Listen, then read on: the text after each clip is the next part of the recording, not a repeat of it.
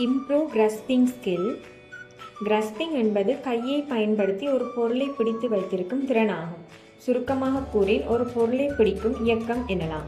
இது குழந்தைகள் எழுதுதல், உணவு சாப்பிடுதல், பொம்மையுடன் விளையாடுதல் போன்ற தினசரி செயல்களுக்கு அடிப்படை திறனாகும். கிராஸ்பிங் ஸ்கில்ஸின் வகைகள்: பாமர் கிராஸ்ப், அதாவது கை முழு பிடிப்பு, முழு கையால் பொருளை பிடித்தல், உதாரணம் பெரிய பந்தை பிடித்தல்.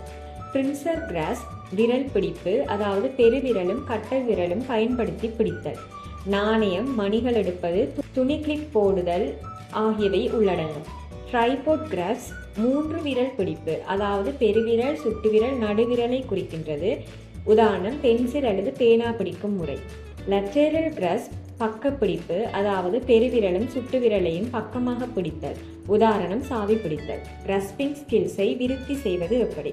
விளையாட்டு மாவு மற்றும் களிமண். மாவை பிழிதல், கிழிதல் மற்றும் உருட்டுதல் கை தசைகளை வலுப்படுத்துகின்றது. டோங்ஸ் மற்றும் ட்வீசர், பருத்தி பந்துகள், போம்பாம்ஸ் அல்லது மணிகள் போன்ற சிறிய பொருட்களை எடுக்க கருவிகளை பயன்படுத்துவது பின்சர் பிடிப்பை மேம்படுத்துகின்றது.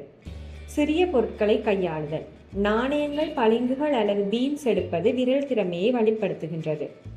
செங்குத்து மேற்பரப்புகள், சுவர் மீது வண்ணம் தீட்டுதல் அல்லது எழுதுதல், சரியான மணிக்கட்டு நீட்டிப்பு மற்றும் விரல் அசைவுகளை ஊக்குவிக்கின்றது. துணி துகள்கள் மற்றும் கிளிப்புகள், பொருட்களை எடுக்க அல்லது காகிதத்தை தொங்கவிட துணி துகள்களை பயன்படுத்துவது கை வலிமையை மேம்படுத்துகின்றது.